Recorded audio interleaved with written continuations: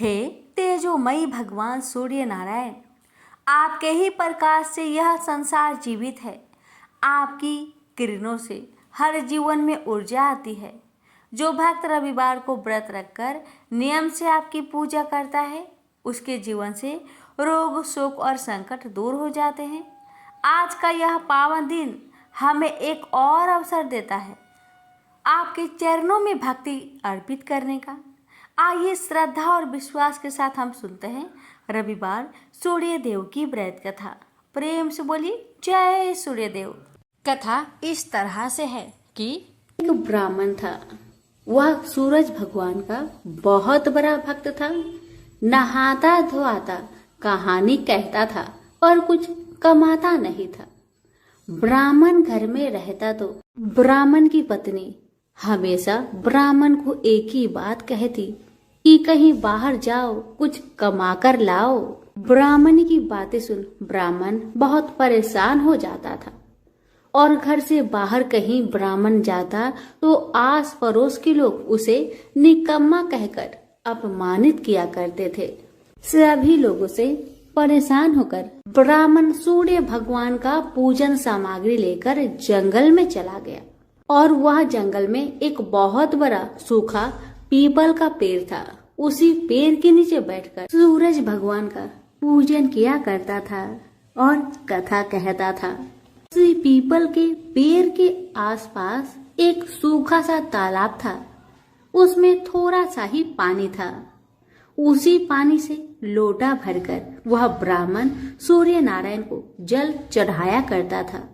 पूजा का जल बहकर सूखे पीपल के वृक्ष से होकर सूखे तालाब में जाया करता था। जल के जाते ही सूखे पीपल हरा भरा हो गया और सूखी तालाब साफ पानी से भर गया। तालाब का पानी इतना साफ हो गया कि उसी जल में सूर्य नारायण दिखाई देने लगे और कहने लगे, ब्राह्मण वर मांग, तू क्या मांगना चाहता है?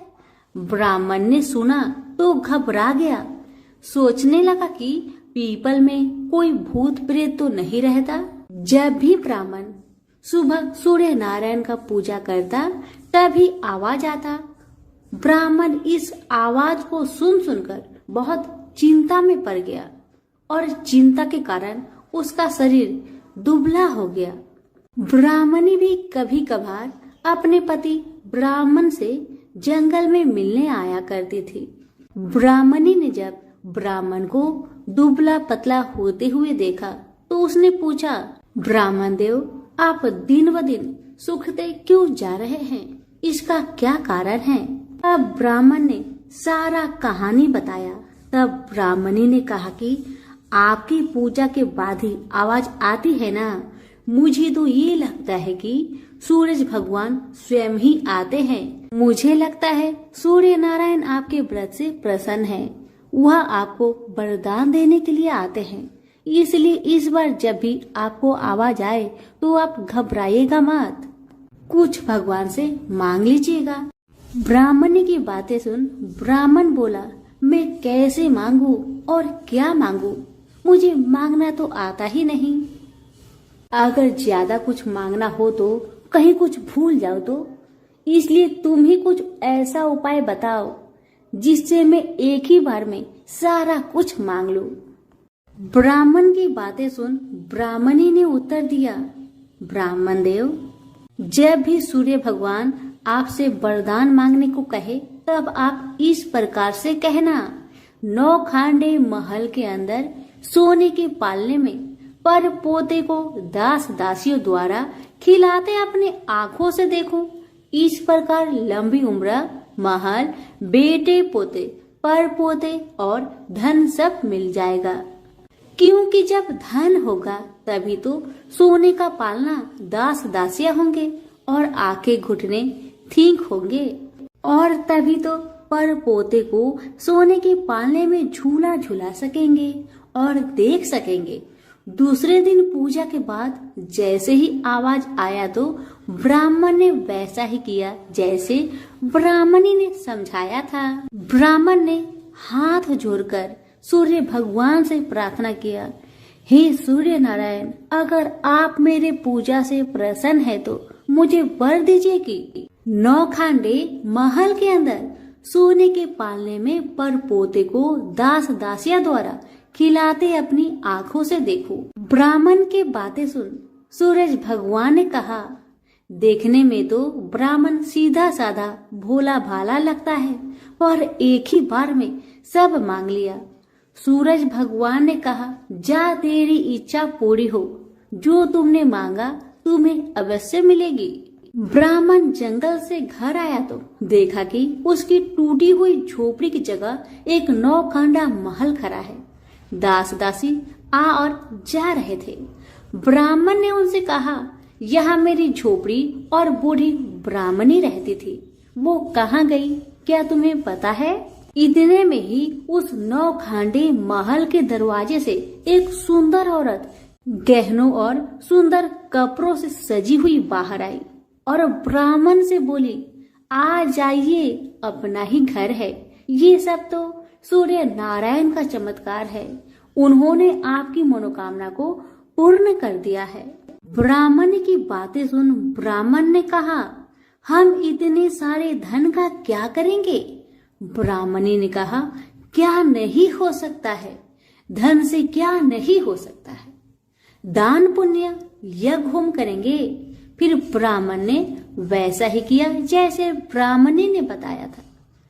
अब सब राजा की जगह ब्राह्मण का गुणगान करने लगे। राजा ने ये सब सुनकर ब्राह्मण को बुलवाया और पूछा, कल तक तो आपको खाना भी नहीं मिलता था, आज ऐसा चमत्कार, इतना सारा धन दौलत आपके पास कहाँ से आया?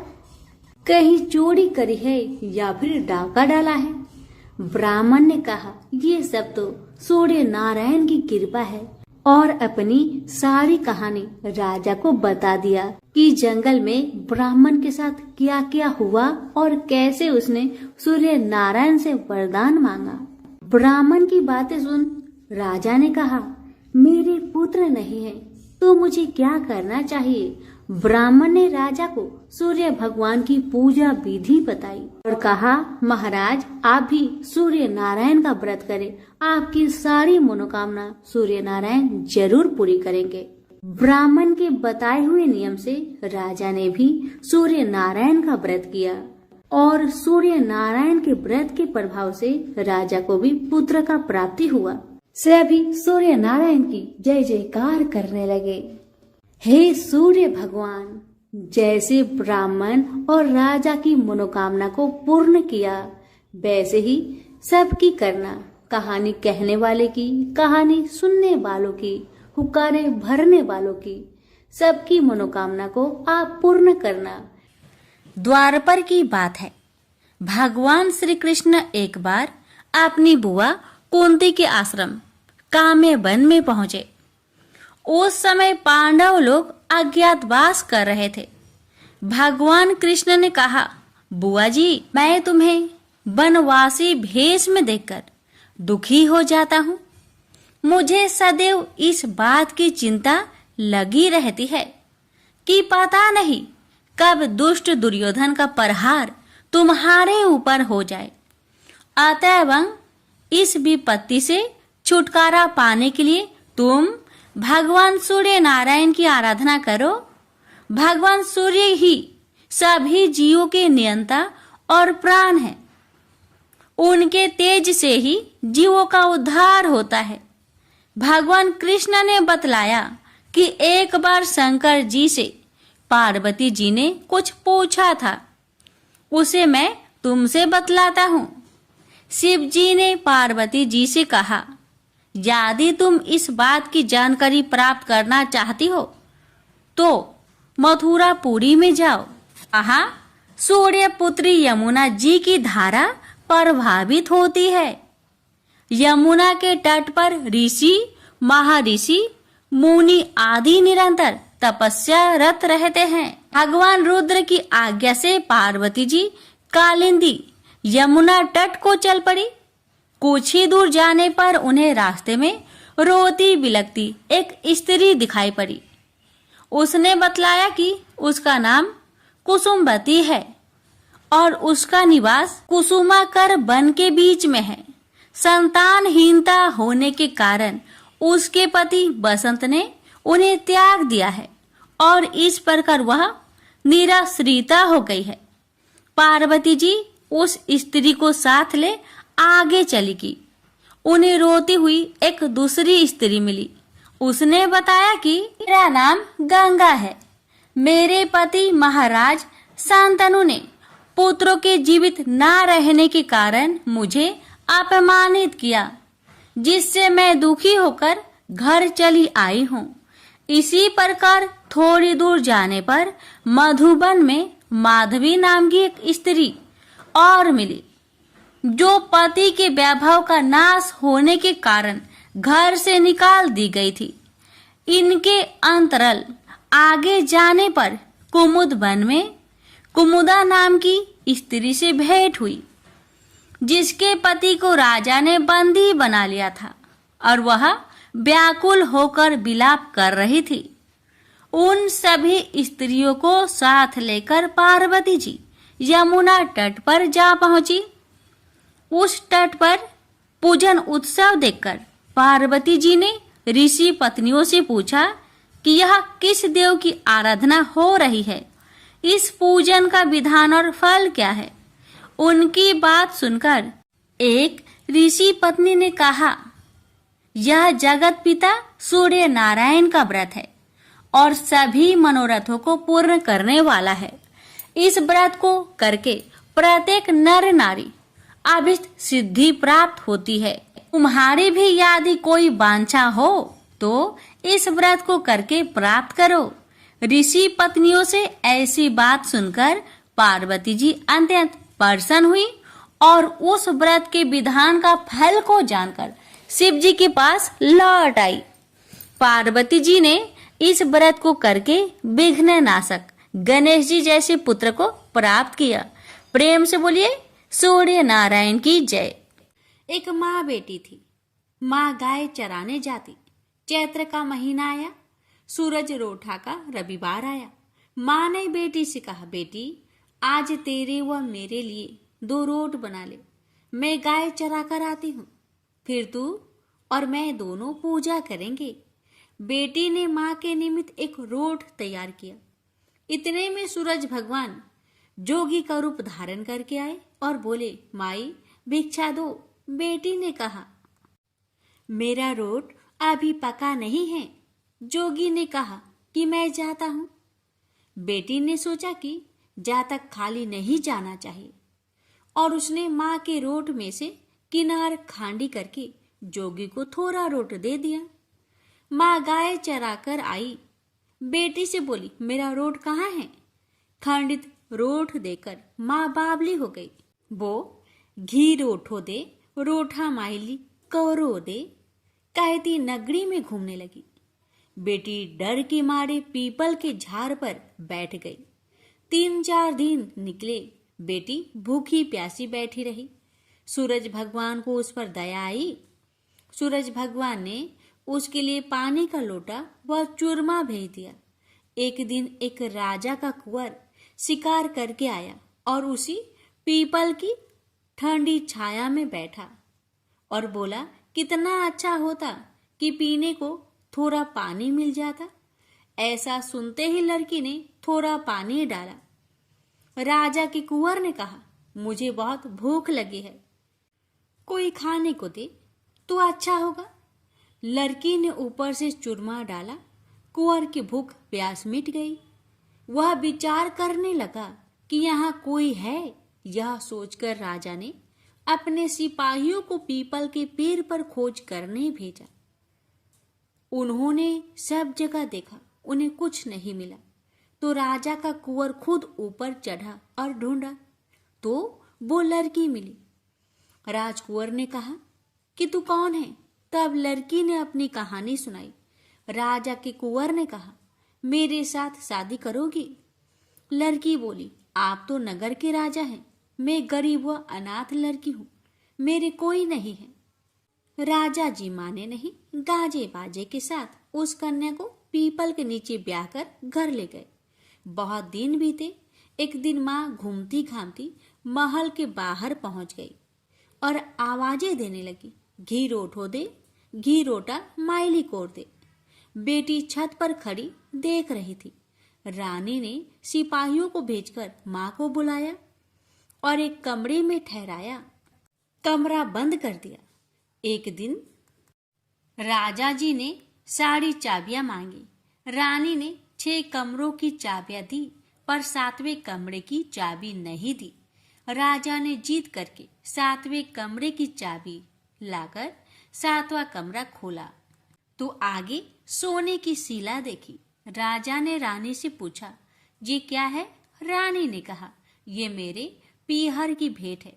राजा बोले, हमको आपका पीहर देखना है। रानी ने कहा, मेरे पीहर नहीं है, आप तो मुझे पीपल के पेड़ के नीचे से ब्याह कर लाए थे। राजा हठ करने लगे तो रानी सूरज भगवान से विनती करने लगी और 1.25 पहर का पीहर वासा मांगा। और राजा रानी पीपल के पेड़ के नीचे आए। वहां सारा कुटुंब था। कोई कहे मौसा जी आया, कोई कहे जीजा जी आया, तो कोई कहे फूफा जी आया।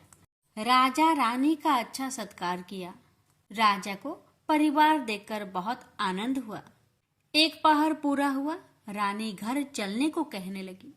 राजा बोला, इतना बढ़िया ससुराल इतनी जल्दी नहीं छूटेगा। अब तो रानी कुंवर की चिकोटी काटने लगी, उसे रुलाने लगी और कहा कि मेरे तो कुंवर रो रहा है, आप राजा जी जल्दी चलो। राजा रानी को पीहर वालों ने खूब दिया और विदा किया। जल्दी में राजा जी अपने पैरों की मोचरी व घोरी का तजना वही भूल गए। थोड़ा आगे जाते ही राजा को याद आया तो सिपाहियों से कहा कि रथ वापस घुमाओ, मेरी घोरी का तजना और मेरे पैरों की मोचरी वहीं रह गई है। रानी कहने लगी कि इतनी सी चीज के लिए पीछे वापस क्यों जाते हो? इतना धन उन्होंने दिया है। राजा ने एक नहीं सुनी। पीपल के नीचे गए और देखा कि वहां राजा जी का सामान पड़ा है, पत्ते उड़ रहे हैं, पर कोई परिवार वैभव नहीं है। राजा बोले, रानी ये सब क्या है? रानी बोली, मैंने सूरज भगवान से 1.25 पहर का पीहर बासा मांगा। मेरी तो एक माँ है जिसका रोट खंडित होने से वो पागल हो गई। घूमते घूमते महल के नीचे आई तो मैंने उसे बुलाकर कमरे में बंद कर दिया।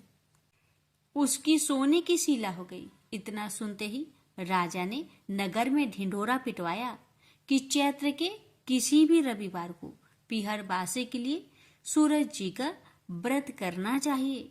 जैसे सूरज भगवान ने रानी पर प्रसन्न हो उसे पीहर बासा दिया, वैसे सब पर सूरज भगवान कृपा करे। खोटी की खरी, अधूरी की पूरी, सूरज भगवान की जय। यह बात उस समय की है जब देवलोक के शिल्पकार विश्वकर्मा भगवान की एक पुत्री थी। उसका नाम था संज्ञा। वह दिन भर तपती धूप में खेला करती थी। सूर्य की तेज किरणों से जैसे उस पर कोई असर ही नहीं होता था। संज्ञा जब बड़ी हुई तो एक दिन विश्वकर्मा और उसकी पत्नी ने संज्ञा को बड़े मुग्ध भाव से सूर्य को निहारते देखा। यह देख विश्वकर्मा बोले, देवी, ऐसा लगता है हमारी बेटी सूर्य पर मोहित हो गई है। देख रही हो कितने मुग्ध भाव से सूर्य की ओर ताके जा रही है। मुझे भी ऐसा ही लगता है हे स्वामी। विश्वकर्मा की पत्नी ने कहा। सूर्य के सौंदर्य के प्रति संज्ञा का आकर्षक उसकी आयु के साथ बढ़ता ही गया। एक दिन विश्वकर्मा उसे अपने साथ हाथी पर बैठाकर सैर करने को निकले। अपनी पुत्री को सूर्य की ओर निहारते देख उन्होंने पूछ लिया, बेटी, अब तुम छोटी नहीं रही। मैं सोचता हूं जल्दी ही तुम्हारा ब्याह कर दूं। बताओ बेटी, बताओ, किस देव को तुम चाहती हो? बताओ। मैं तुम्हारा विवाह उसी देव के साथ करूंगा जिसको तुम चाहती हो। बेटी कहने लगी, पिताजी, आकाश में सूर्य से बढ़कर कोई तेजस्वी नहीं है। संज्ञा की बात सुनकर विश्वकर्मा ने कहा, बेटी ठीक है, हम तुम्हारा शादी सूर्य से ही करा देते हैं। अब विश्वकर्मा अपनी पुत्री को लेकर सूर्य के पास पहुंच गए। उन्होंने अपनी पुत्री की इच्छा सूर्य देव को बताई तो सूर्य देव ने उनका प्रस्ताव सहर्ष स्वीकार कर लिया और बोले, आपकी पुत्री मेरे साथ विवाह करना चाहती है, यह मेरे लिए सौभाग्य की बात है, पर अपनी बेटी से पूछ तो लीजिए कि वह मेरा ताप सहन कर पाएगी या नहीं। विश्वकर्मा ने संज्ञा को एक और ले गए और पूछा, बेटी, सूर्यदेव का उत्तर तुमने सुन लिया, अब बताओ तुम उनका ताप सहन कर लोगी? हर ऋतु का ताप उनका अलग अलग होता है, अब तुम बताओ क्या सह पाओगी? संज्ञा ने कहा, पिताजी हाँ, मैं सह पाऊंगी। अब विश्वकर्मा ने कुछ ही दिन बाद संज्ञा का विवाह सूर्य देव के साथ करा दिए। संज्ञा सूर्य देव के साथ उनके लोक चली गई। अब तो संज्ञा सूर्य देव के साथ सुख पूर्वक रहने लगी। फिर उनके वहां एक पुत्र पैदा हुआ जिसका नाम रखा गया मनु। अनेक ऋषि मुनि बालक को आशीर्वाद देने आए। यह बालक ज्ञानियों में भी ज्ञानी होगा। ऋषियों ने भविष्यवाणी की, आशीर्वाद सच निकला। जब वह कुछ बड़ा हुआ तो ऋषि मुनियों से शिक्षा ग्रहण करने लगा। सूर्यदेव और संज्ञा को अपने बेटे पर बड़ा गर्व था। वे बहुत ही प्रेम से अपने बेटे का लालन पालन करते थे। अनाचार एक बार ग्रीष्म ऋतु में सूर्य की किरणें बहुत ही प्रखर हो गई। उनका तेज अपने चरम सीमा पर जा पहुंचा। संज्ञा की चमड़ी रसने लगी। सूर्यदेव ने उसे अपने पास बुलाया तो वह अपनी आंखों पर हाथ रखकर उनके पास पहुंची। सूर्यदेव बोले, संज्ञा मेरी ओर देखो, तुमने अपनी आंखें क्यों ढक ली? नेत्र खोलो और मेरी ओर देखो, मैं तुम्हारा पति हूँ। संज्ञा बोली, स्वामी आपके ताप से मेरी आंखें खुल नहीं पा रही है। संज्ञा की बात सुन सूर्यदेव ने कहा, इसका अर्थ तो ये हुआ कि तुम मुझे अपने से दूर कर रही हो। विवाह के पूर्व मैंने तुमसे पूछा भी था कि क्या मेरा ताप सहन कर पाओगी। तुम्हारी सहमति पाकर ही मैंने तुम्हारे साथ विवाह करना स्वीकार किया था, लेकिन अब तुम अपने वचन से मुकर रही हो। सूर्यदेव क्रोधित होकर कहने लगे। संज्ञा बोली, हे स्वामी, इसमें मेरा दोष नहीं, आपका ताप ही प्रखर है। यह सुन सूर्यदेव और भी कुपित हो उठे और बोले, सुनो संज्ञा, प्राणवान वस्तुओं को जीवित रखने वाला मैं ही हूँ, परंतु तुमने मेरी ओर से आंखें बंद कर ली, अतः तुम्हारे गर्भ से जो बालक उत्पन्न होगा वह यम होगा। यम अर्थात मृत्यु का देवता। संज्ञा वहां से भाग जाना चाहती थी, लेकिन बच्चों का मोह उसे विवश किए हुए था। संज्ञा की एक सहचरी थी, उसका नाम था छाया, जो हूबहू संज्ञा की ही प्रतिलिपि थी। उसने इस विषय में छाया की मदद लेने का निश्चय किया। उसने छाया को बुलाया और अपनी समस्या बताई। सुनकर छाया बोली, मुझे क्या करना होगा? तो संज्ञा कहने लगी, तुम संज्ञा बनकर मेरे पति के साथ जाओ और उनकी पत्नी और बच्चों की मां बनकर वहीं रहो। फिर छाया ने कहा, अगर उन्होंने मुझसे पूछताछ की तो मैं क्या कहूंगी?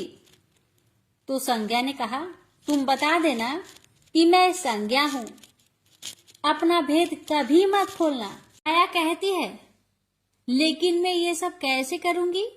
और करूंगी तो मेरी एक शर्त भी है कि अगर कभी सूर्यदेव मुझ पर बिगड़े या फिर श्राप देने लगे तो मैं सारा भेद खोल दूंगी। संज्ञा ने कहा, ठीक है छाया, अब जाओ और मेरे बच्चों को संभालो। तुमने मुझे बहुत ही कठिन काम सौंपा है संज्ञा। छाया कहने लगी। फिर भी मैं भरसक प्रयत्न करूंगी। और वहां से छाया चली गई। उसके जाने के बाद संज्ञा सोचने लगी, मैं मायके जाती हूँ। माँ और पिताजी मुझे देखकर बहुत प्रसन्न होंगे। मैं कुछ समय वहां रहूंगी, परंतु पिताजी तो कहेंगे स्त्री की शोभा पति के घर में रहने में ही है। ऐसे ही विचारों में उलझी बेचारी संज्ञा मायके को चल पड़ी। रास्ते में उसके मस्तिष्क में उलझने टकराने लगी। वह सोचने लगी, पिताजी जब मुझे लौट जाने को कहेंगे तब मैं क्या करूंगी? तब मैं जंगल में चली जाऊंगी। इसी सोच विचार के साथ संज्ञा अपने मायके पहुंच गई। पिता ने उसका बड़ा सत्कार किया। बोले, आओ बेटी आओ, सब कुशल मंगल तो है? तो संज्ञा बोली, नहीं पिताजी नहीं, आपने ठीक ही कहा था। ग्रीष्म ऋतु में मैं सूर्य देव की ताप सहन नहीं कर सकी। अब तो संज्ञा कुछ दिन अपने पिता के घर में सुख से रही। एक दिन पिता ने उससे कहा, बेटी संज्ञा, तुम्हारे आने से मुझे बड़ा हर्ष हुआ है। मुझे बहुत अच्छा लगा, परंतु विवाह हो जाने के बाद स्त्री को मायके में अधिक दिन तक नहीं ठहरना चाहिए। अब तुम अपने पति के घर जाओ, फिर कभी हमसे मिलने आना। तुम मुझे बहुत प्यारी हो, किंतु पति का घर ही स्त्री का घर होता है। यही मैंने सोचा था, संज्ञा मन ही मन बोली। और एक रात चुपचाप पिता का घर छोड़कर वह जंगल में चली गई। वह सोचने लगी, मैं सूर्य के सामने नहीं जा सकती, अतः घोड़ी बन जाती हूँ। उस रूप में मुझे यहाँ कोई पहचान नहीं पाएगा। घोड़ी का रूप धारण कर संज्ञा सूर्य के ताप की शक्ति को कम करने के लिए तपस्या करने लगी। और छाया ने सूर्य के यहाँ जाकर संज्ञा का स्थान ले लिया। सूर्य देव ने उसे संज्ञा ही समझा। वे बोले, तुम लौट आई मेरे यहाँ? तो छाया कहने लगी, क्षमा कर दो स्वामी, मैंने अपनी दुर्बलता को जीत लिया है। छाया बड़े ही खेद स्वर में बोली। सूर्य देव कहने लगे, संज्ञा, मैं तो कब का ही तुम्हें क्षमा कर चुका हूँ। अब घर की जिम्मेदारी संभालो, बच्चों का लालन पालन करो। छाया ने कक्ष में लेटे दोनों बच्चों पर निगाह डाली और घर की जिम्मेदारियां संभाल ली। छाया इस घर में सुखी थी। वह प्राय सोचा करती थी कि बेचारी संज्ञा को कितना अच्छा घर त्यागना पड़ा उसे। क्या वह कभी नहीं लौटेगी? समय पाकर छाया को एक पुत्र हुआ। पुत्र पैदा होने के बाद वह कुछ चिंतित रहने लगी। मुझे यह नहीं भूलना चाहिए कि मैं संज्ञा नहीं, छाया हूँ। छाया ने एक पुत्र और पुत्री को जन्म दिया। अब छाया का व्यवहार बदलने लगा। वह अपने बच्चों से तो ज्यादा प्यार करती, लेकिन संज्ञा के बच्चों को तारने और उनके साथ दुर्व्यवहार करने लगी। मनु ने तो बी माता के व्यवहार को नजरअंदाज कर दिया, लेकिन यम को उसका व्यवहार खटकता रहा। माता छाया का यमुना बहन के साथ ऐसा व्यवहार करना उचित नहीं। वह अपने बच्चों के साथ तो कितना अच्छा व्यवहार करती थी। हम भाई बहन से नफरत, एक दिन तो हद ही हो गई। छाया ने यमुना के बाल पकड़े और उसे डंडे से पीटते हुए बोली, कमबख्तो, मरते भी तो नहीं, मर जाओ तो मेरा पीछा छूटे। जब छाया देर तक यमुना को पीटती रही तो यम से न रहा गया। उसने जाकर छाया का हाथ पकड़ लिया और गुस्से से बोला, बस माता बस, अब तुमने यमुना पर हाथ उठाया तो मुझसे बुरा कोई ना होगा। अच्छा, तेरी यह हिम्मत, मुझे धमकी देता है? ठहर जा, आज मैं तेरे पिताजी से इसकी शिकायत करूंगी। छाया बड़े ही क्रोध स्वर में बोली, लेकिन छाया ने इस डर से सूर्य देव से शिकायत न की, कहीं उसका भेद उजागर न हो जाए। लेकिन यम और यमुना ने तंग आकर अपने पिता से उसकी शिकायत अवश्य कर दी। पिताजी, यह स्त्री हमारी माँ नहीं है। यम ने कहा, हाँ पिताजी, हाँ, पुत्र माता से विमुख हो सकता है, परंतु माता की ममता कभी कम नहीं होती। यमुना भी बोल उठी। सूर्यदेव ने कहा, मैं देख लूंगा, तुम जाओ, डरो नहीं, बस सब ठीक हो जाएगा। ऐसा कहकर सूर्यदेव ने बच्चों को धैर्य बंधाया, लेकिन बच्चों के जाते ही वह सोच में पड़ गए। बच्चे ठीक कहते हैं, यह अवश्य कोई मायाविनी है। सूर्यदेव गुस्से में भरकर छाया के पास पहुंचे और उसके केस पकड़कर झकझोरकर बोले, सच बताओ तुम कौन हो, अन्यथा मैं तुम्हें कठोर दंड दूंगा। ठहरिए स्वामी, ठहरिए, छाया कांपती हुई बोली। स्वामी, मैं संज्ञा की छाया हूं। वह आपकी देखभाल का भार किसी को सौंपे बिना नहीं जाना चाहती थी, इसलिए उसने मुझे आपके पास भेज दिया है। सूर्यदेव ने कहा, संज्ञा कहाँ गई है? तो छाया ने बताया, अपने पिता के यहाँ। अब तो सूर्यदेव सीधे विश्वकर्मा के पास पहुंचे और उनसे पूछा कि संज्ञा कहाँ है? तो विश्वकर्मा जी ने कहा, वह तुम्हारे तेज से बचने के लिए यहाँ आई थी। विश्वकर्मा की बातें सुन सूर्यदेव ने कहा, तो आप मेरा तेज को घटा दीजिए, फिर उसे खोजने के लिए चलते हैं। विश्वकर्मा ने सूर्यदेव के तेज का 8वां भाग को छाट दिया, इससे उनका तेज घट गया। फिर वे संज्ञा को खोजने निकले। उन्होंने राहगीरों से पूछताछ की, तुमने इधर कोई घोड़ी को देखा है क्या? हाँ, एक बिलछन घोड़ी को हमने नदी के पास विचरण करते हुए देखा है, राहगीरों ने बताया। उसमें बिलछन की क्या बात है? वह घोड़ी मानवी भाषा भी बोलती है। देव, अब तो यह अवश्य ही संज्ञा होगी, सूर्यदेव बोले। सूर्य घोड़ी के निकट पहुंचे और कहा, संज्ञा, मैं सूर्य हूँ, तुम्हारा पति। अब यह घोड़ी का रूप त्याग दो। जब तक मेरी मनोकामना पूरी न होगी, मैं यह घोड़ी का रूप नहीं त्यागूंगी। घोड़ी बनी संज्ञा ने उत्तर दिया, तुम्हारी मनोकामना तो पूरी भी हो गई, सूर्यदेव ने कहा। फिर विश्वकर्मा बोलने लगे, बेटी, सूर्यदेव ठीक कहते हैं, मैंने इनके तेज का 8वां भाग को काट दिया है। पिता से अवशासन पाकर संज्ञा ने अपना घोड़ी वाला रूप त्याग दिया और अपने स्वाभाविक रूप में आ गई। वह हर्ष से अपने पिता से लिपट गई और फूट फूट कर रोने लगी। फिर उसने झुककर सूर्यदेव के पांव छुए और पूछा, स्वामी, हमारे बच्चे तो सकुशल है ना? सूर्यदेव ने कहा, हाँ, दोनों बच्चे ठीक है। मनु, यम और यमुना को अब फिर से माँ मिल जाएगी। सूर्यदेव ने मुस्कुराकर कहा, मैं अब कभी भी अपना घर त्याग कर नहीं जाऊंगी। संज्ञा ने सूर्यदेव को वचन दिया और साथ में संज्ञा बोली, स्वामी, आप छाया को क्षमा कर देना और अपने साथ ही रखना।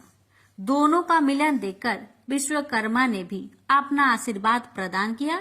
जाओ और सदा सुख शांति से रहो। सूर्यदेव और संज्ञा सूर्यलोक पहुंचे और छाया और बच्चे के साथ आनंद पूर्वक रहने लगे। तो प्रेम से बोलिए, सूर्य नारायण की जय। अटपट नगरी का एक गरीब ब्राह्मण लकड़ियों और घास के लिए हर रोज जंगल में जाया करता था। एक दिन उसने वहां वन देवियों को सूरज भगवान की पूजा करते हुए देखा। सूर्य नारायण के आह्वान का उनका अनुष्ठान अनूठा था। ब्राह्मण ने साहस जुटाकर उनसे पूछा कि ये क्या कर रहे हैं आप लोग? तब उन्होंने उत्तर दिया, यह सूर्य नारायण का अनुष्ठान है। ब्राह्मण ने कहा, मुझे भी इसकी विधि बताइए। तब वन देवियों ने कहा, नहीं, यह बहुत शक्तिशाली अनुष्ठान है। यदि हम तुम्हें सिखा देंगे तो संभवतः तुम अहंकारी हो जाओगे और इसे विधि पूर्वक न करोगे। ब्राह्मण ने वचन दिया, नहीं नहीं, मैं ऐसा बिल्कुल नहीं करूंगा। मैं विनम्रता पूर्वक संपूर्ण विधि का भली भांति पालन करूंगा। तब वन देवियों ने कहा, उसे अनुष्ठान की विधि समझाई कि रविवार को चंदन सार से सूर्य नारायण का चित्र बनाकर उसे पुष्प और फल अर्पित करे उसके बाद 6 महीने तक हर रविवार को वह ऐसा ही करे। फिर उसके अगले 6 महीने गरीबों को दान करे। ब्राह्मण घर गया और रविवार से अनुष्ठान प्रारंभ कर दिया। उसके अनुष्ठान से सूरज भगवान बहुत प्रसन्न हुए। धन धान्य से ब्राह्मण का घर भर गया। उसे बहुत प्रसिद्धि प्राप्त हुई। एक दिन रानी ने उसे बुलवाया। राजमहल में जाते समय भय से उसकी टांगे कांप रही थी। रानी ने उसे बैठने को आसन दिया और सहृदयता से कहने लगी, डरने की कोई बात नहीं है। हमने आपको इसलिए बुलाया है कि हम चाहते हैं आप अपनी बेटियां हमें दे दे। ब्राह्मण सिसकते हुए कहा, मेरी बेटियां बहुत तंगी में बड़ी हुई है। राजवंश में उनके साथ चाकरों के समान आप व्यवहार करेंगी। रानी ने उसे आश्वस्त किया कि नहीं नहीं, ऐसी बात नहीं है, आप चिंता ना करें, उनके साथ राजसी व्यवहार किया जाएगा। एक का राजा से विवाह होगा और दूसरी का मंत्री से होगा। ब्राह्मण ने खुशी खुशी रानी का प्रस्ताव स्वीकार कर लिया। शीघ्र ही विवाह हो गए और ब्राह्मण की बिटिया ससुराल चली गई। पूरे 12 बरस ब्राह्मण उनसे मिलने नहीं आया। वह अपने काम और काज में और अनुष्ठान में व्यस्त रहता था। तथा 12 बरस बाद उसने बेटियों से मिलने की सोची। पहले वह बड़ी बेटी के पास गया। बड़ी बेटी राजा से ब्याही थी। बेटी ने पिता को रत्न जड़ित चौकी पर बिठाया। सुगंधित जल से उनके हाथ पैर धुलवाए और मिठाई परोसी। ब्राह्मण ने कहा, जलपान से पहले तुम मेरी कथा सुनोगी?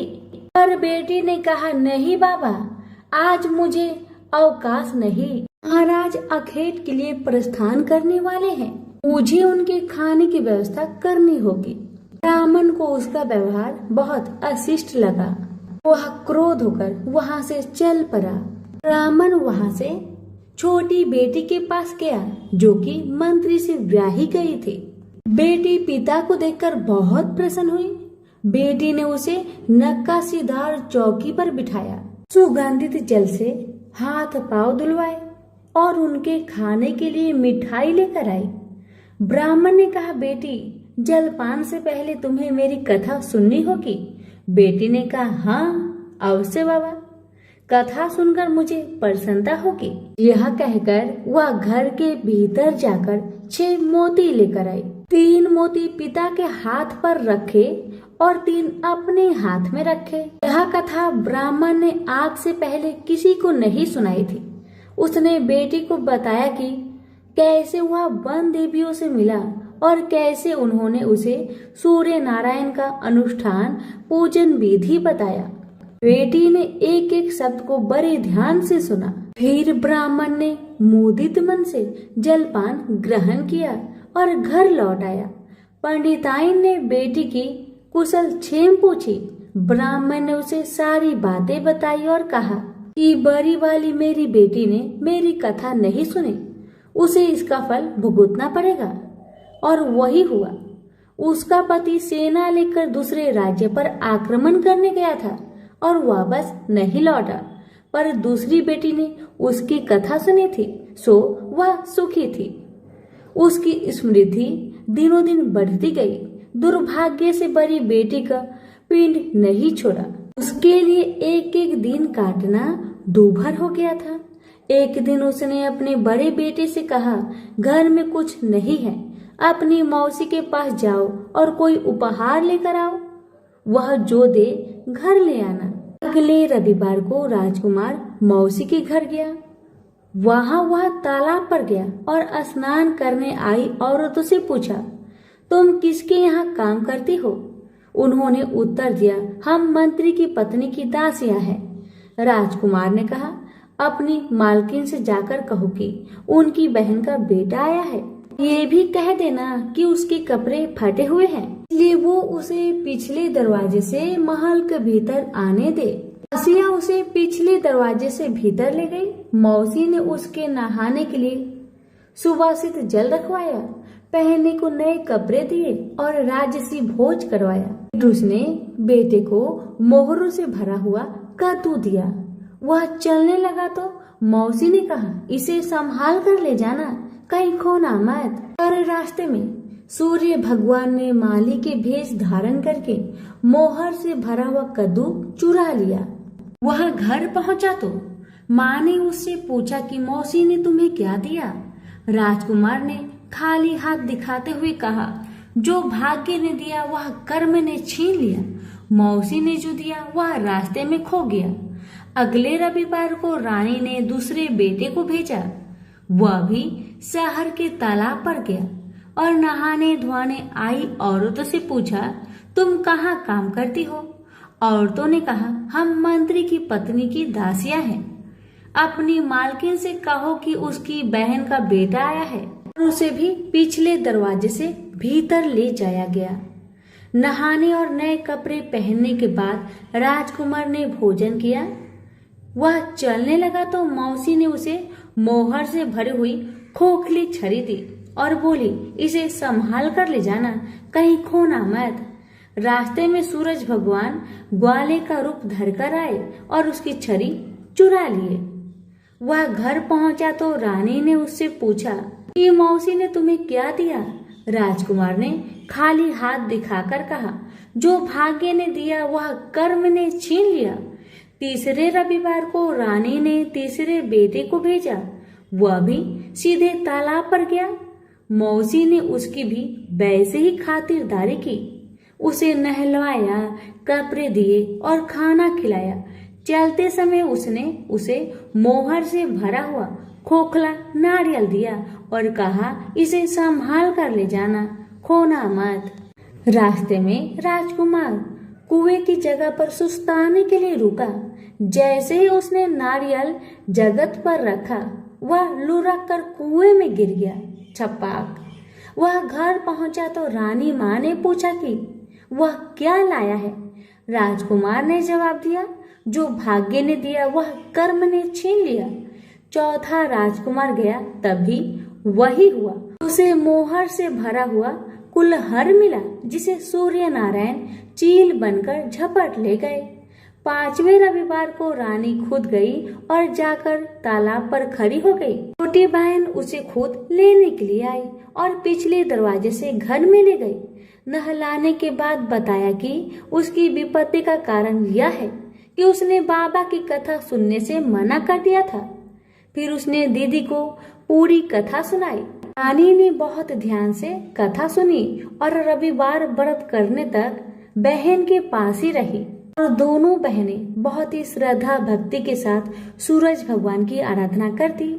रानी का अनुष्ठान पूरा भी नहीं हुआ था कि उसके दिन फिर गए। उसे समाचार मिला कि वर्षों की युद्ध के बाद उसके पति विजयी होकर अकूट धन लेकर साथ लौट रहे हैं। राजधानी लौटते हुए राजा अपनी साली और बहू से मिलने के लिए वहां रुका। जब उसने सुना कि उसकी रानी भी यही है, तो उसे लेने के लिए उसने पालकी और कुछ दासियां भेजी। नन्हे भांजे चिल्लाते हुए रानी के पास आए और कहने लगे, मौसी मौसी, तुम्हें लेने के लिए छत्र वाली पालकी आई है, साथ में हाथी, घोड़े और सैनिक भी है। सब देखने के लिए बाहर भागे। बरसों की विरह और व्यथा के उपरांत राजा और रानी ने एक दूसरे का हालचाल पूछा। बहनों ने एक दूसरे को मूल्यवान उपहार और रेशमी वस्त्र दिए। अगले दिन राजा और रानी ने अपने राजधानी के लिए प्रस्थान किया। पहले पड़ाव पर जब खाना बन गया तो रानी ने राजा के लिए और अपने लिए थाल परोसे। तभी उसे बहन से सुनी हुई कथा याद आई। उसने नौकरों को आदेश दिया कि वे पास के गांव में जाए और किसी निर्धन को लाए जो भूखा हो। गांव में उन्हें ऐसा कोई नहीं मिला, पर वापस आते समय उन्हें एक भूखा लकड़हारा मिल गया। वे उन्हीं को रानी के पास ले आए। रानी ने 6 मोती निकाले, 3 लकड़हारे को दिए और 3 अपने हाथ में रखे। फिर रानी ने उसे अपने पिता और वन देवियों की कथा सुनाई। लकड़हारे का रोम रोम कान बन गया। कथा सुनते ही उसके गड्ढर की सारी लकड़ियां सोने की हो गई। उसने शपथ ली कि वह पूर्ण विधि विधान से सूर्य नारायण का अनुष्ठान करेगा, बिल्कुल वैसे ही जैसे वन देवियों ने ब्राह्मण को सिखाया था। अगले दिन राजा रानी ने दल बल के साथ फिर पड़ाव डाला। खाना बन गया तो रानी ने राजा के लिए और अपने लिए खाना परोसकर सेवकों को किसी निर्धन और भूखे को लाने का आदेश दिया। आज वे एक किसान को लाए जिसकी फसल मुरझा गई थी और कुआं सूख गया था। रानी ने 6 मोती निकाले, 3 किसान को दिए और 3 अपने हाथ में रखे। फिर उसने उसे अपने पिता और वन देवियों की कथा सुनाई। कथा संपूर्ण होने से पहले ही उसकी फसल फिर से हरी भरी हो गई और सूखे कुएं में पानी भर आया। वापस जाते समय उल्सित किसान ने शपथ ली कि वह संपूर्ण विधि विधान के साथ सूर्य नारायण का अनुष्ठान करेगा, जैसा कि वन देवियों ने ब्राह्मण को सिखाया था। तीसरे पड़ाव पर रानी ने एक बुढ़िया को सूरज भगवान की कथा सुनाई। बुढ़िया का बेटा जंगल में खो गया था, दूसरा तालाब में डूब गया था और तीसरा सांप काटने पर मर गया था। रानी की कथा सुनते ही बुढ़िया के तीनों बेटे एक एक करके पड़ाव पर आ गए। बुढ़िया खुशी के आंसू बहाते हुए वहां से गई। उसने प्रण किया कि वह सूरज भगवान की उसी विधि से आराधना करेगी जो वन देवियों ने ब्राह्मण को सिखाया था। चौथे पड़ाव पर रानी के चाकर एक हाथ पांव विहीन आदमी को लाए। उसकी आंखें इतनी कमजोर थी कि उसे मुश्किल से ही कुछ दिखता था, यहाँ तक कि उसका कोई नाम भी नहीं था। लोग उसे लोथ कहते थे।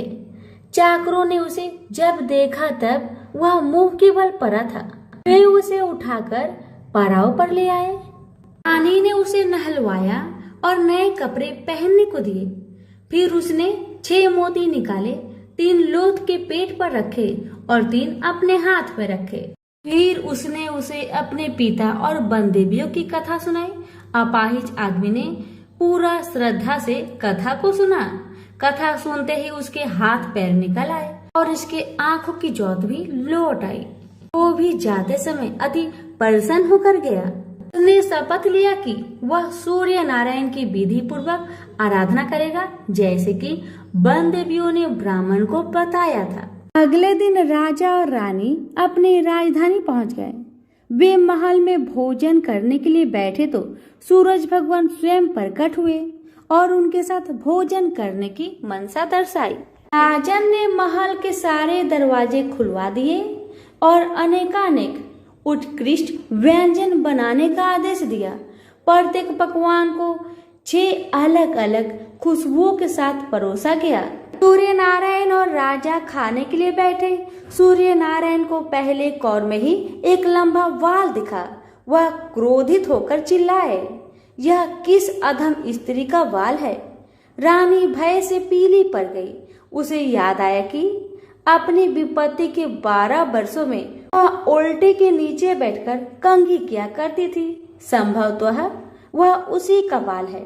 वह सूरज भगवान के पैरों में गिर पड़ी, पर सूरज भगवान ने उसे माफ नहीं किया। अंततः रानी ने मोटी मोटी कंबल ओढ़ी, उल्टी में से एक एक लकड़ी निकाली और उस लकड़ी और बाल को शहर के बाहर ले जाकर अपने बाएं कंधे के ऊपर से फेंका। तब कहीं सूर्य नारायण का क्रोध शांत हुआ और उन्होंने भोजन ग्रहण किया। ब्राह्मण, राजा रानी, उनके बच्चे, मंत्री की पत्नी, लकड़हारा, किसान, बुढ़िया और वह आदमी जिसे लोथ कहा जाता था, सभी को सूर्य नारायण की अनुकंपा से लंबी आयु मिली। जब तक वो जिए सुख से जिए। तो सभी प्रेम से बोलिए सूर्य नारायण की जय। एक था राजा, एक थी रानी। उनके पास सिपाही, घोड़े, दास दासिया, धन दौलत सब कुछ था। सिर्फ उन्हें संतान नहीं थी। इसी कारण राजा रानी बहुत ही दुखी रहते थे। संतान प्राप्ति के लिए उन्होंने हर तरह का दान धर्म, धार्मिक अनुष्ठान, जप, मंत्र, व्रत, पूजा पाठ किए, लेकिन कोई फायदा नहीं हुआ। अब राजा रानी दोनों ही बुढ़ापे की ओर बढ़ते गए। बुढ़ापे की ओर जैसे ही बढ़ते गए वैसे ही दोनों गहन सोच में पड़ गए। ये सोचकर कि उनकी कोई संतान नहीं है तो फिर इतने बड़े राज्य का क्या होगा, कौन बनेगा इस राज्य का वारिस, कौन लेगा प्रजा की जिम्मेदारी। राजा रानी दिन रात इसी चिंता में रहने लगे। उन्हें तो अब खाना पीना भी अच्छी नहीं लगती। एक सुबह की बात है कि राजा के दरबार में एक साधु जी आए तो दासी रानी को इतला करती है। तब वह दासी से कहती है, यह मेरा अंतिम दान धर्म है, इसके बाद में अपने हाथों से कोई दान धर्म नहीं करूंगी। रानी चावल भरा छाछ हाथ में लेकर बाहर आती है और साधु की झोली में भिक्षा डालने के लिए आगे बढ़ती है तो उसके चेहरे पर छाई हुई चिंता साधु की दृष्टि में आती है। वह पूछते हैं, क्या बात है रानी साहिबा, क्या हुआ है, आप इतनी चिंतित और उदास क्यों हैं? तब रानी ने साधु महाराज को अपनी सारी व्यथा सुनाई और सिसकने लगती है। उस पर वह साधु कुछ पल गंभीर हो जाते हैं और कहते हैं, चिंता मत करना रानी साहिबा, आपकी संतान होगी, आपकी इच्छा पूरी हो जाएगी, चिंता ना करें। आपकी कोख से एक पुत्र जन्म लेगा, मात्र वह 14 साल तक ही आप लोगों को मिलेगा। उसके आगे वह इस मृत्यु लोक में नहीं रह पाएगा। इससे बढ़कर आपको कुछ देना मेरे लिए संभव नहीं है। अपनी बात पूरी करते उसने अपनी झोली में हाथ डाला, थोड़ी सी भाभूत निकालकर रानी को दे दी और कहा, आप और महाराज दोनों इसे बांटकर ग्रहण करना, आपको जल्दी ही पुत्र प्राप्ति होगी। इतना कहकर साधु अपनी राह में चले गए। उनके जाने के बाद रानी सोचने लगी, 14 साल तो 14 साल ही सही, उतने समय के लिए हमें पुत्र तो मिलेगा, यही काफी है। उतने साल तक मैं उसे जी जान से बड़ा करूंगी, उसे ढेर सारा लाड़ दुलार करूंगी, अपनी संतान की हर मुरादे को पूरी करूंगी। उस रात अपना सारा राजकाज खत्म करके राजा जब रानी के महल में गए तो रानी ने क्या किया कि राजा को सारी बात बताई जो साधु जी ने उन्हें बताया था। रानी ने साधु की दी भभूत राजा को दिखाकर बोली, साधु महाराज ने यह भभूत हम दोनों को ग्रहण करने को कहा है। राजा बोले, इतना दान धर्म किया, जब तब किया, कोई फल नहीं मिला, अब इस भभूत से हमें संतान प्राप्ति होगी, ऐसा है क्या? उस पर रानी बोली, जब इतना सब कुछ किया तो अब यह भी सही करके देख लेते हैं। आप बेमतलब की उस साधु के क्रोध को क्यों हम बुलावा दे? राजा को अब किसी पर विश्वास नहीं था, लेकिन पत्नी को दुख न पहुँचे इसलिए वह राजी हो गए।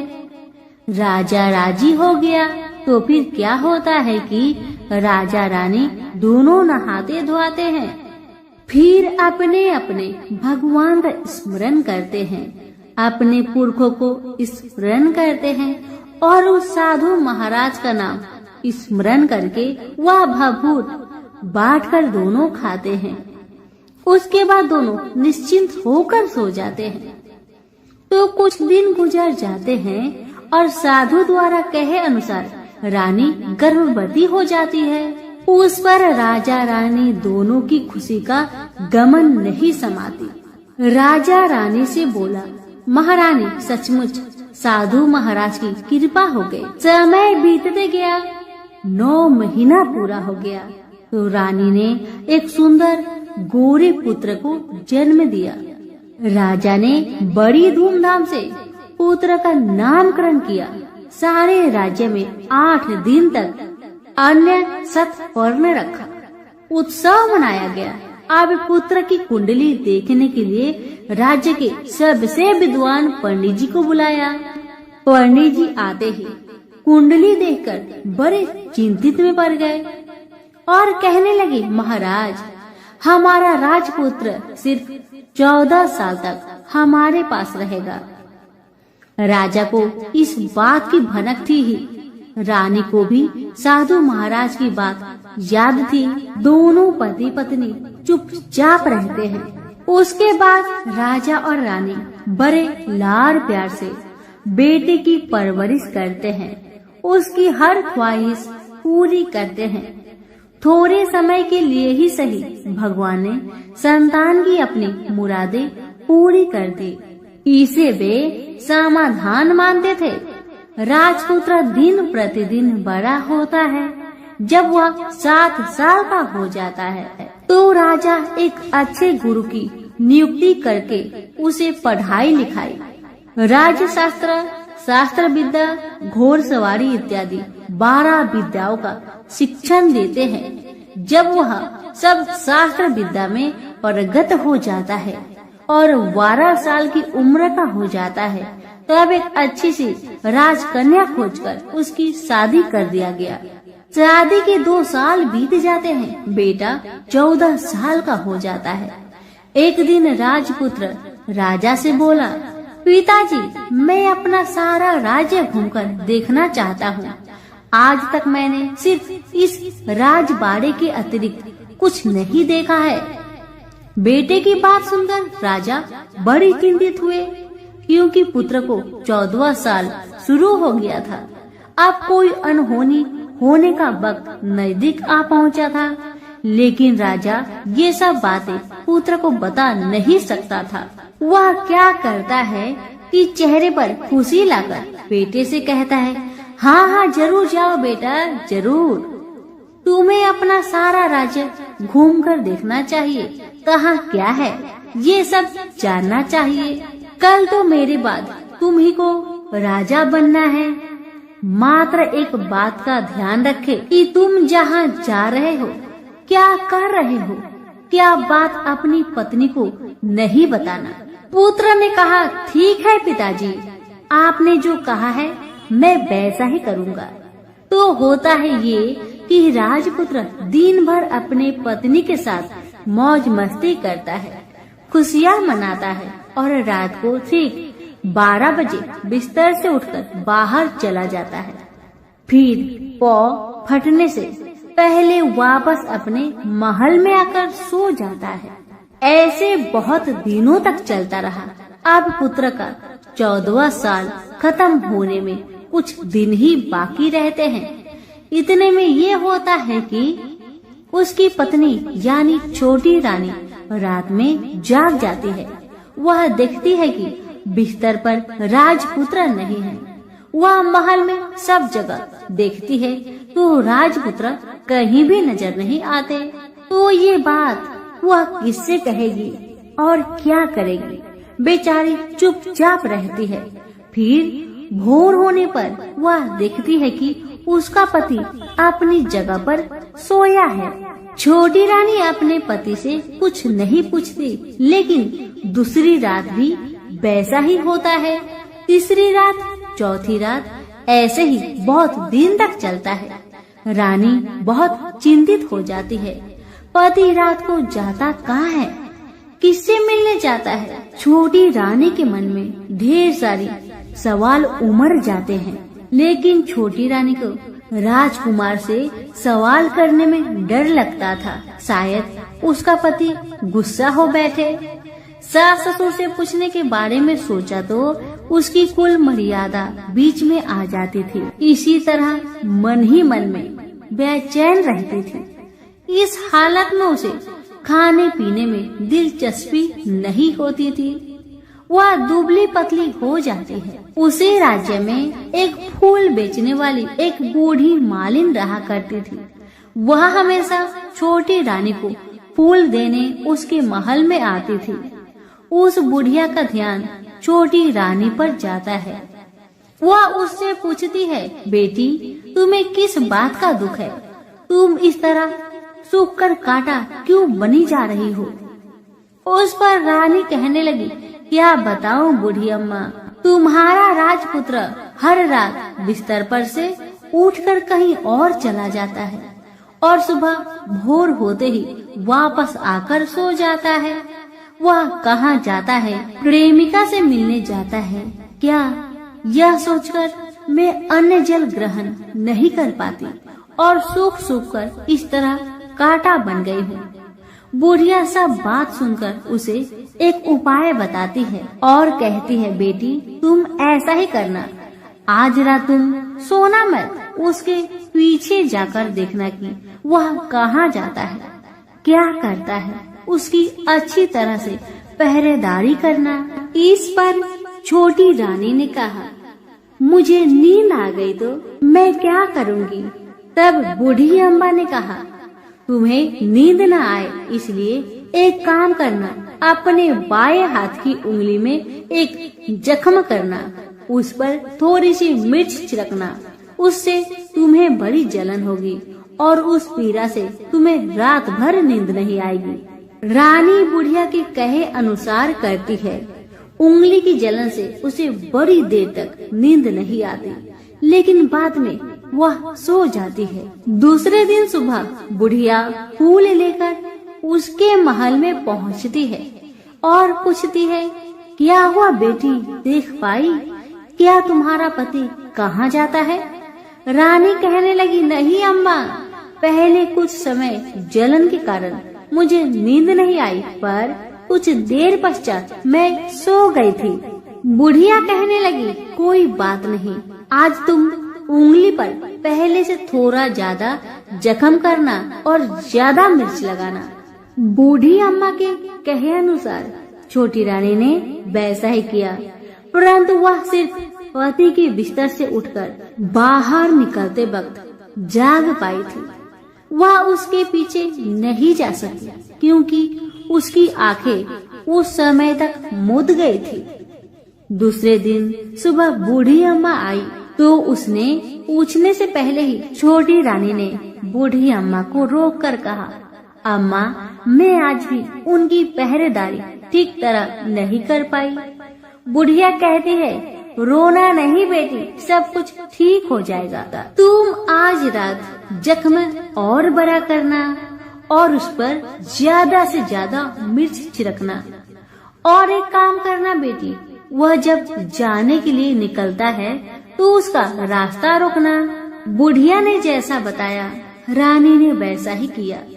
आज रात उसे नींद नहीं आती। अब जैसे ही रात के 12 बजे राजकुमार बिस्तर से उठकर जब महल से निकलने लगे तो बुढ़िया के कहे अनुसार रानी ने वैसा ही किया। दौड़कर जाकर अपने पति का रास्ता रोककर कहने लगी कि कहाँ जा रहे हो, किससे मिलने जा रहे हो, मुझे बताओ। राजपुत्र उसे समझाने की बहुत कोशिश करता है। देखो, अगर मैंने तुम्हें वह बताया तो मैं तुम्हें दोबारा नहीं मिल पाऊंगा। पत्नी कहने लगी, कोई बात नहीं, न मिल पाओ, लेकिन आप रात के समय कहाँ जाते हो ये मुझे पहले बताओ। अब राजपुत्र निरुपाय हो जाता है। पत्नी की जिद के आगे उसकी एक नहीं चल पाती। ठीक उसी समय उसका 14वां साल खत्म होकर 15वां साल लगने वाला था। जो होता है वह हो जाने दो। वह सोचता है, कुछ चावल मंत्रों से सिद्ध करके पत्नी को देकर कहता है, इन चावलों के दानों को दोनों हाथों की मुट्ठी में पकड़ना। पहले दाएं हाथ में पकड़े चावल मेरे ऊपर फेंकना। मैं कौन हूँ तुम्हें पता चल जाएगा। बाद में बाएं हाथ में पकड़े चावल मेरे ऊपर फेंकना। मैं जैसा था तुम्हें मिल जाऊंगा। लेकिन यदि तुम बाएं हाथ के चावल मेरे ऊपर फेंकना भूल गई तो मैं तुम्हें कभी नहीं मिल पाऊंगा। राजकुमारी ने कहा, मैं नहीं भूलूंगी। रानी बड़े आत्मविश्वास के साथ कहकर दाएं हाथ में पकड़े चावल पति के ऊपर फेंक दिया तो राजपुत्र एकदम एक विशाल घोड़ा बन जाता है। एकदम उद्मा, सफेद गर्दन पर लंबी आयल। देखते देखते वह तेजी से दौड़ने लगता है। रानी उस घोड़े को एकदम आश्चर्य से देखने लगती है और पति ने बाएं हाथ के चावल फेंकने की जो बात कही थी वह भूल जाती है। उसकी आंखों के सामने घोड़ा महल से बाहर निकलकर चला गया। घोड़ा जो महल से बाहर गया तो वह वापस नहीं आया। अब रानी को बड़ा पश्चाताप हुआ। वह स्वयं को कोसने लगी, लेकिन अब कोई फायदा नहीं होने वाला था। राजपुत्र अब वापस नहीं आने वाला था। सुबह होते ही महाराजा महारानी को सब बात पता चली। उन्हें बहुत दुख हुआ। वे बिस्तर पकड़ते हैं और राह देखते हैं कि एक दिन उनका बेटा वापस आ जाए। इस तरह 1 महीना गुजरा, 2 महीने गुजरे, 3 महीने गुजरे, आखिर 6 महीने पूरे हुए। राजपुत्र का कोई आता पता नहीं लगा। प्रधान राजपुत्र को ढूंढने के लिए राज्य के गांव-गांव सिपाही भेजा गया, लेकिन उन्हें कोई सफलता नहीं मिली। इधर रानी अपनी हठ के कारण पति गायब हो गया। यह सोचकर स्वयं को मन ही मन कोसती रही और प्रण लेती है कि कुछ भी करके पति को ढूंढ लाएगी और उसे वापस घर ले आएगी। एक दिन वह सुबह उठकर सास ससुर के महल में जाती है और कहती है कि मैं अपने पति की खोज में जा रही हूँ। महाराजा महारानी को और क्या चाहिए था, बस उनका बेटा उन्हें वापस मिल जाए। बहू को उन्होंने अनुमति दे दी और कहा कि बेटी तुम्हें जहाँ जाना है जाओ, जो करना है करो, पर मेरा बेटा को लेकर ही वापस आना। भगवान तुम्हें कामयाबी दे। अब रानी क्या करती है कि अपना शाही भेष बदलकर एक सेठानी बन जाती है। कुछ दास दासियों को, कुछ नौकरों को साथ में लिया, कुछ सामान साथ लिया और राज्य की सीमा पर जाकर वहाँ एक भोजनालय खोल दिया। वह आने वाले सब यात्रियों को खाना मुफ्त में देने लगी। मात्र एक शर्त रखी कि खाने वालों को उसकी देखी कोई अजीब चीज उसकी मालकिन को यानी राजकन्या को बतानी पड़ेगी। तो वहाँ आने वाला हर नागरिक अपनी तरफ से मैंने यह देखा, मैंने वह देखा कहकर वहाँ से मुफ्त खाना खाकर जाता था। परंतु रानी को जो बात चाहिए थी वह अब तक किसी से नहीं मिली थी। ऐसे ही कुछ दिन बीत गया तो इधर होता है कि रानी के महल फूल लेकर जाने वाली बुढ़िया के एक बेटा और बहू थे। उनका एक छोटा बेटा था, यानी बुढ़िया का एक पोता था। बेटा और बहू सुबह काम के लिए निकलते थे तो पोते को संभालने की जिम्मेदारियां बुढ़िया पर रहती थी। बुढ़िया दिन भर पोते को संभालती थी। एक दिन होता है कि बुढ़िया को पान खाने की आदत थी, तो पान खाने के लिए चूना चाहिए था। बुढ़िया उसे तैयार करने के लिए सीपियाँ लेकर आई। इन सीपियों भूनने के लिए गोबर के कंडे चाहिए थे। कंडे इकट्ठा करने के लिए वह बांस की टोकरी लेकर चरवाहे के मैदान में गई। वहाँ बहुत सारे कंडे थे। उन्हें जमा करते करते उसे घर आने में अंधेरा हो गया। इस और शाम होते ही काम से वापस बेटा बहू घर पहुँचे तो देखा कि बच्चा घर पर अकेला है और रो रहा है। वे दोनों गुस्से से लाल पीले हो गए। इतने में बुढ़िया घर आ पहुँची। बेटा ने पूछा, पोते को घर पर अकेला छोड़कर तुम कहाँ गई थी? बुढ़िया बताने लगी कि मैं गोबर के कांडे इकट्ठा करने गई थी। इस पर बेटा बोला, दोबारा बच्चे को अकेला घर पर छोड़कर यदि कहीं गई तो मैं तुम्हें बहुत पीटूंगा। बुढ़िया कहने लगी, नहीं बेटा, फिर कभी ऐसा नहीं करूंगी। लेकिन दूसरे ही दिन बुढ़िया वह बात भूल गई और फिर चरवाहे के मैदान पर कंडे इकट्ठा करने चली गई।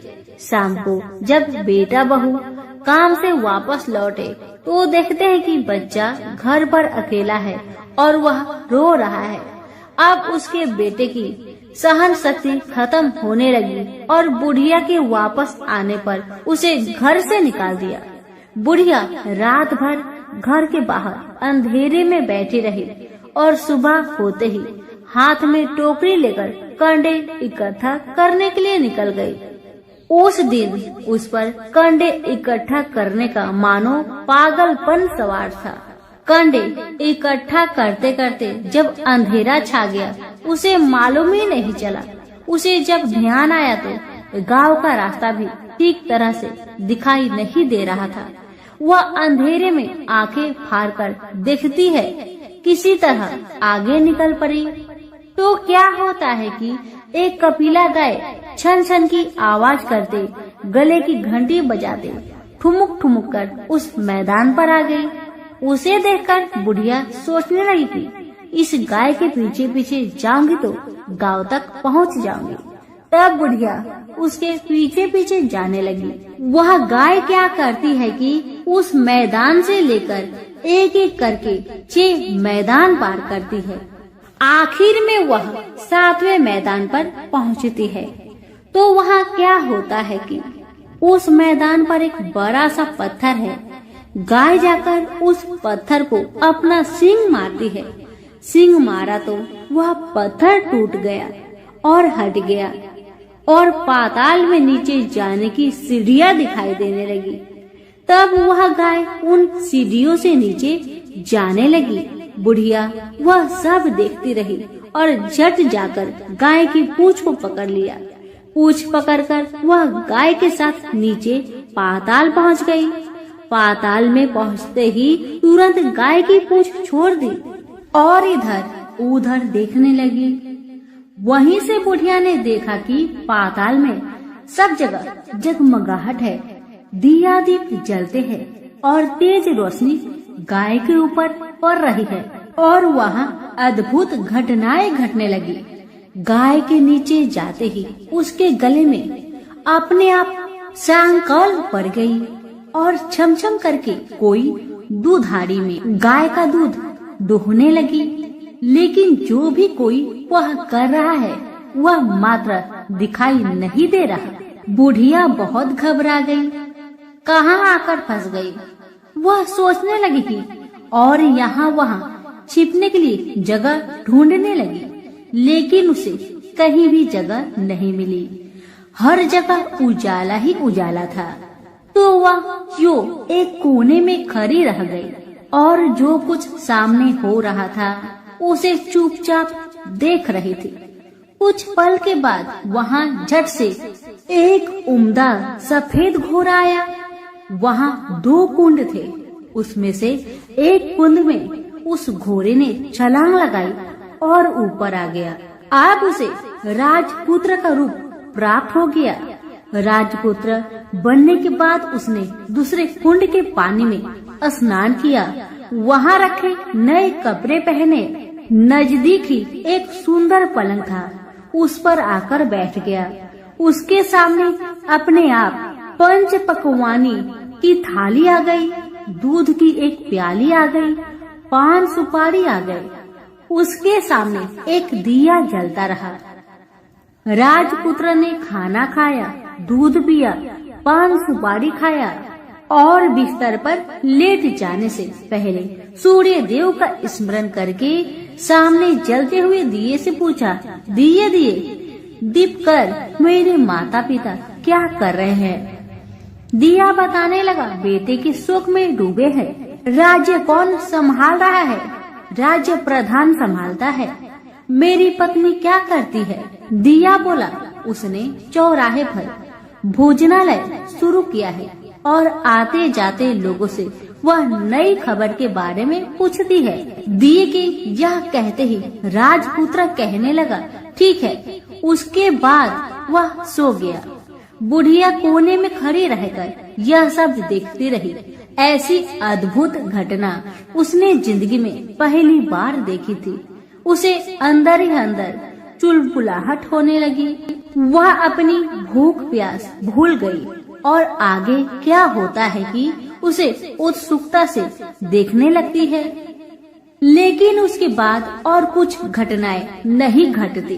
रात गुजर गई और सुबह हो गई। सुबह होने पर पलंग पर सोया राजपुत्र उठा और फिर से पहले वाले कुंड में छलांग लगाई तो वह फिर से घोड़ा बनकर कुंड से बाहर आ गया। बाहर आते ही वह तेजी से उस पाताल नगरी से बाहर निकल गया। लेकिन वह कहाँ गया, बुढ़िया को कुछ पता नहीं चला। उसके बाद पिछली रात की तरह कोई उस गाय का छमछम करके दूध दुहने लगा।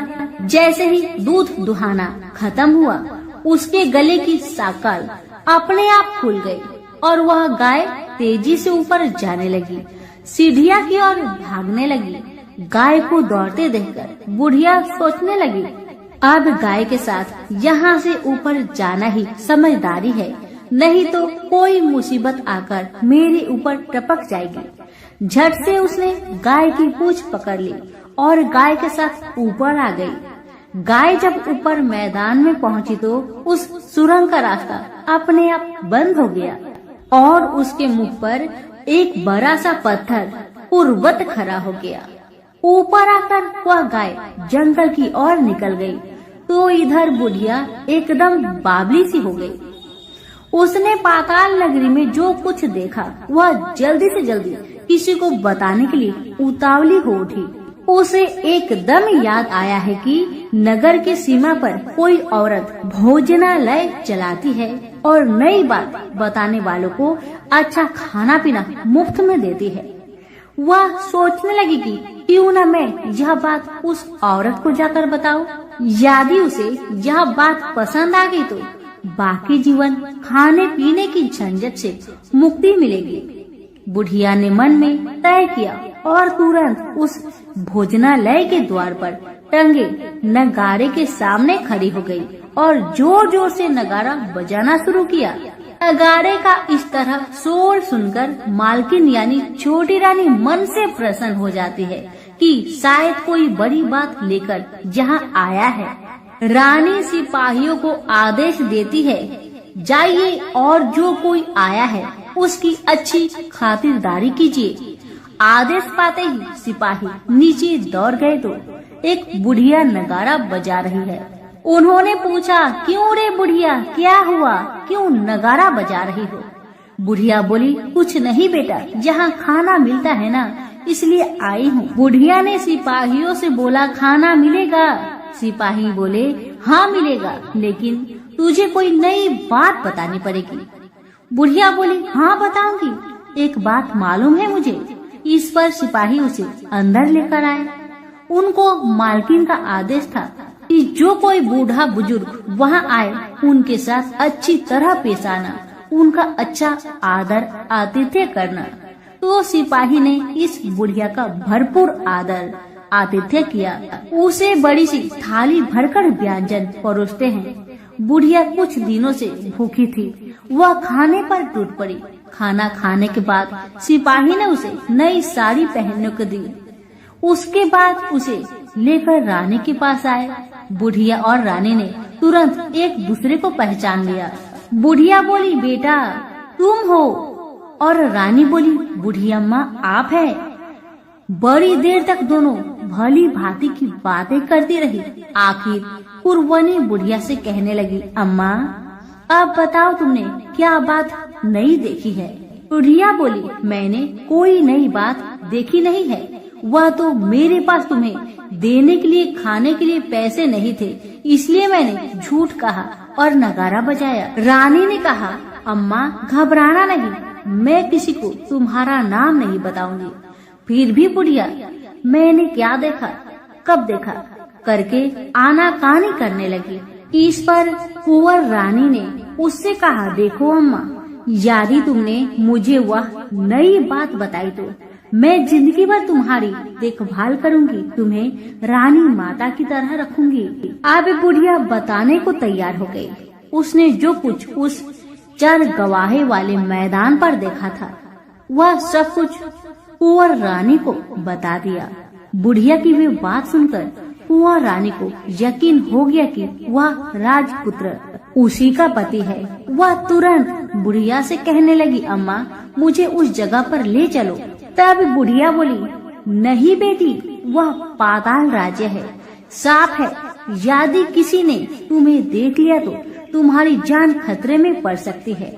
लेकिन रानी उसकी एक भी नहीं सुनती, उसे उस जगह ले जाने के लिए हठ करने लगी। आखिर में बुढ़िया ने उसका कहना मान लिया और कहने लगी, ठीक है, मैं तुम्हें वहाँ लेकर चलती हूँ, और आज नहीं कल वहाँ जाना है तो शाम को ही जाना होगा। तो दूसरे दिन दोपहर को रानी बुढ़िया के साथ उस मैदान पर गई और एक जगह छुपकर गाय की आने की राह देखने लगी। दिन ढलते ही अंधेरा घेरने लगा है और गाय हमेशा की तरह वहां आ गई। मैदान के उस कोने में जाकर उसने पत्थर पर सींग मारा तो झट से पत्थर हटकर वहां सुरंग में जाने का रास्ता खुल गया। गाय उस रास्ते से नीचे उतरने लगी तो बुढ़िया रानी से कहने लगी, जल्दी आगे बढ़ो बिटिया, हम गाय की पूंछ पकड़कर नीचे उतरेंगे। तो दोनों गाय की पूंछ पकड़कर नीचे उतर गई। बुढ़िया पहले जिस कोने में छिपी हुई थी उसी कोने में छिप गई। अब नीचे सब कुछ पहले जैसा घटित हो रहा था। गाय के गले में अपने आप साकल पड़ गई। कोई अदृश्य रूप से उसका दूध दोहने लगा। एक सफेद उद्मा घोड़ा ने आकर एक कुंड में छलांग लगाई तो राजपुत्र के रूप में ऊपर आया। वह राजपुत्र दूसरे कुंड में नहाने लगा। बाद में उसके सामने खाने की थाली आ गई, दूध की प्याली आ गई, पान बीरा आ गई। राजपुत्र सब ग्रहण करके सोने के लिए पलंग पर गया तो सोने से पहले सूर्य देव का स्मरण करके दिए से पूछने लगा, दिए दिए दीपंकर, मेरे माता पिता क्या कर रहे हैं? तो दिया कुछ जवाब नहीं दिया, बल्कि वह बुझने लगा है। तब राजपुत्र को कुछ अघटित हुआ। इसका संदेह हो गया कि वह उदास हो गया और जो कुछ हुआ है वह हो जाने दो। ऐसा सोचकर सोने के लिए बिस्तर पर लेट गया। अब रानी का संयम छूट गया। वह दौड़कर पति के पास गई और उसके पैर पकड़ने के लिए आगे बढ़ने लगी। राजपुत्र तुरंत ही पत्नी को पहचान लिया। वह झट से पीछे हट गया और चिल्लाने लगा, नहीं नहीं, मुझे मत छूना, सर्वनाश हो जाएगा। रानी दोनों हाथ जोड़कर पति से अपनी भूल स्वीकार करने लगी। स्वामी, मुझसे भूल हो गई है। मुझे आपसे नहीं पूछना चाहिए था कि आप रात को कहाँ जाते हो। मैं अपनी भूल स्वीकार करती हूँ। मुझे मेरी भूल की सजा मिल गई है। अब आप घर चले। आपके वियोग में आपके माता पिता ने बिस्तर पकड़ लिया है। आपकी प्रजा भी बहुत दुखी है। उस पर राजपुत्र कहने लगा, वही तो, एक बार तुम गलती कर बैठी हो, अब दोबारा मत करना, नहीं तो आज मैं तुम्हें जो दिख रहा हूँ वह भी नहीं दिखूंगा। रानी अब विलाप करने लगी, जोर जोर से जमीन पर सिर पटकने लगी। राजपुत्र के मन में उसके प्रति दया उत्पन्न हो गई। वह उससे कहने लगा, यदि तुम मुझे पाना चाहती हो तो तुम्हें एक काम करना होगा। काम कठिन है, लेकिन वह तुम्हें अकेले करना होगा। कहो स्वामी, आप क्या कहते हैं? कितना भी कठिन काम हो मैं पूर्ण करूंगी। रानी कहती है। इस पर राजपुत्र ने उसे बताया, इस पाताल से ऊपर जाते ही तुम्हें एक घना जंगल नजर आएगा। ऐसे 6 जंगल पार करने के पश्चात 7वां जंगल मिलेगा। वह जंगल सबसे घना है। उस जंगल में बीचों बीच एक पीपल का पेड़ है। उसके आसपास की जगह पत्ते, फंदे, जटाएं, कांटे इत्यादि से ढक चुकी है। वहाँ बाघ, शेर, भालू, सांप सभी धमा चौकड़ी बैठी है। तुम्हें उन सबको भगाकर वह जगह साफ करनी है। उसकी गोबर से लिताई करके पवित्र बनाना है। रंगोली से सजाना है। उसके बाद वहाँ धूप, कपूर, अगरबत्ती जलानी है। फूल कुमकुम से पेड़ की तने की पूजा करनी है। दूध दही से बने चावल का भोग चढ़ाना है। यह सब तुम्हें दोपहर के 12 बजने के पहले करना होगा। 12 बजने के समय तुम्हें उस जगह पर बैठकर सूर्य भगवान का ध्यान करना होगा। ठीक 12 बजे सूर्य भगवान का रथ वहाँ उतरेगा। वे वह सब देखकर खुश हो जाएंगे और कहेंगे, जिस किसी ने यह सब किया है उसे मैं मनचाहा फल दूंगा। तो तुम सामने जाकर उसके रथ का दाहिना घोड़ा मांगना, मैं तुम्हें मिल जाऊंगा। इतना बात कहकर राजपुत्र अपने पलंग पर सो गया और छोटी रानी भोर होने की राह देखने लगी। भोर होते ही वह बुढ़िया के साथ गाय की पूंछ पकड़कर ऊपर आ गई। ऊपर आने के बाद वह बुढ़िया से कहने लगी, अम्मा अब मैं अकेले ही आगे जाऊंगी, तुम भोजनालय वापस जाओ। वह जंगल में जाकर राजपुत्र की बताई जगह ढूंढने लगी और स्वयं आरी से वह जगह साफ कर दी। बाद में राजपुत्र ने जैसे बताया वैसी लिपाई पुताई करके वापस आ गई। दूसरे दिन पौ फटने से पहले ही और जंगल में उस जगह पहुंची। वहां जाकर इत्र गुलाब का पानी छिड़ककर वह जगह सुगंधित की। धूप अगरबत्ती जलाकर उसे पवित्र किया और पूजा की। सब सामग्री वहां तैयार रखकर सूर्य भगवान का ध्यान करने बैठ गई। जैसे कि पति ने बताया था, दोपहर को ठीक 12 बजे सूर्य भगवान का रथ उस पीपल के पेड़ पर आकर रुका है। सूर्य भगवान ने जब रथ से नीचे देखा तो सुगंधित वातावरण देखकर बहुत खुश हुए और फिर बोले, जिस किसी ने यह काम किया है वह यहाँ आकर मुझसे कुछ भी मांगे, मैं उसे दूंगा। रानी ने जब ये सब सुना तो बिना समय गवाए दौड़कर उनके सामने आ गई और उनको साष्टांग नमस्कार करके बोली, भगवान वह मैं ही हूँ, मैंने यह जगह साफ की है। भगवान बोले, अच्छा तो तुम्हें जो चाहिए वह मुझसे मांगो। तो छोटी रानी बोली, भगवान मुझे आपके रथ का दाहिना घोड़ा चाहिए। सूर्य भगवान बोले, नहीं नहीं, मैं तुम्हें और कुछ भी दे सकता हूँ, लेकिन यह घोड़ा नहीं दे सकता।